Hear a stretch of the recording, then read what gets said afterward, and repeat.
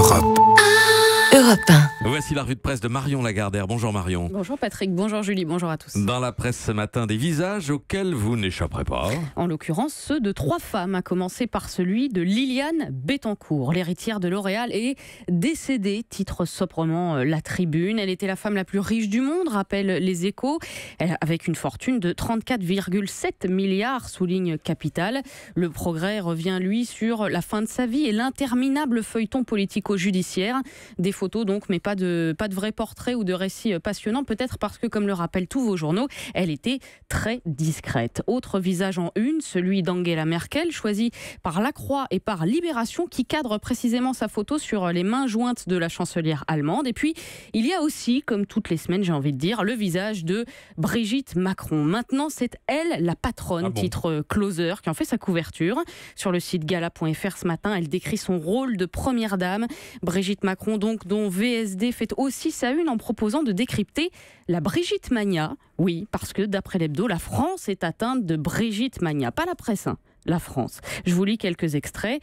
Alors que son époux dévisse dans les sondages, Brigitte échappe au tumulte. Brigitte se maintient au-dessus de la mêlée. Curieux ? Pas tant que ça, parce que Brigitte Macron, c'est nous en mieux. Cultivée et accessible, bonne vivante et élégante, étincelante mais discrète, Brigitte, c'est nous qui aurions osé assumer nos faiblesses pour mieux les dépasser.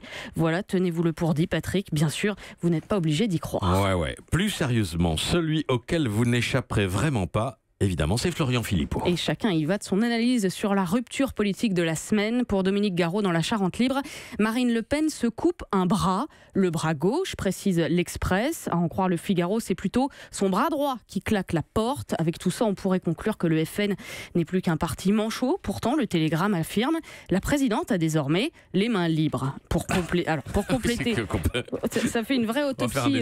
Une vraie autopsie. Alors pour compléter l'autopsie de ce corps politique démembré, un coup d'œil sur la tête avec ce dessin de Willem dans Libération, où une Marine Le Pen géante se mouche une narine pour en expulser un petit Philippot bien gluant.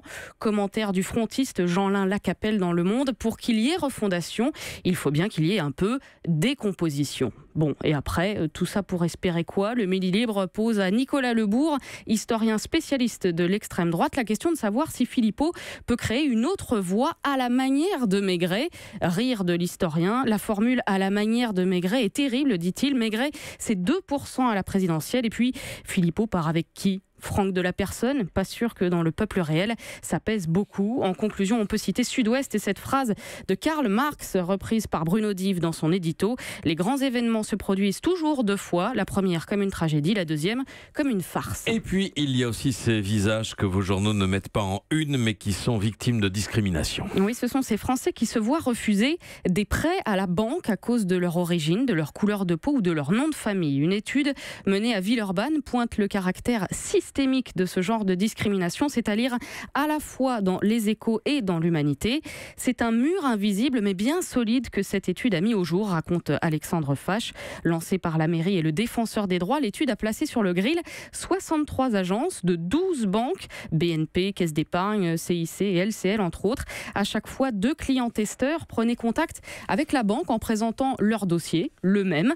Seul différait l'origine supposée du demandeur. Résultat, toutes les banques ont discriminé des candidats. Une mauvaise couleur de peau, un nom à consonance étrangère. Vous avez 2 fois plus de chances de devoir présenter par exemple une pièce d'identité au premier rendez-vous. Vous serez parfois reçu dans le hall et pas dans un bureau. Quant à l'offre proposée, quand elle l'est bien sûr, l'addition est plus salée. Exemple avec un client sans origine supposée qui s'est vu proposer un taux à 2,2% sur 20 ans, quand son double d'origine supposée a obtenu 2,8%.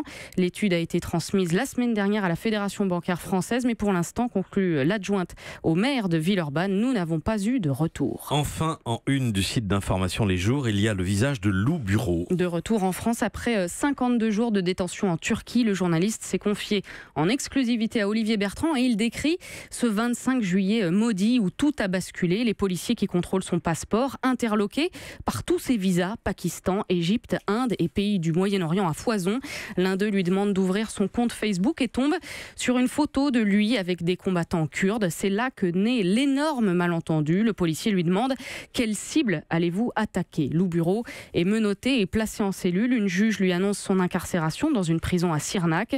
Suivent de longs jours bordés par l'ennui, l'isolement complet et la télé sur laquelle il voit sous son visage le seul mot turc qu'il peut déchiffrer, terroriste. Lou Bureau qui retient aussi le bras de fer engagé pour avoir des livres à lire dans sa cellule et le soulagement quand enfin le consulat lui en apporte 2, une biographie de Louis de Funès et un livre de Gilbert Collard. C'est ce qu'ils avaient le consulat sous la main. Voilà, c'est ce qu'ils avaient, c'était les livres offerts. Alors double peine pas passionnante, dit le journaliste, mais en fait, quand vous êtes en prison, lire devient un besoin tellement important que j'ai lu les 2 et ça a été un incroyable réconfort. Plus tard, le consul lui a apporté À la recherche du temps perdu de Marcel Proust, mais c'est un peu dur, conclut-il, de lire du Proust en prison. Effectivement, longtemps je me suis couché de bonne heure, ça réconforte sans doute moins qu'une bonne biographie et le visage de Louis de Funès. Merci à vous Marion Lagardère.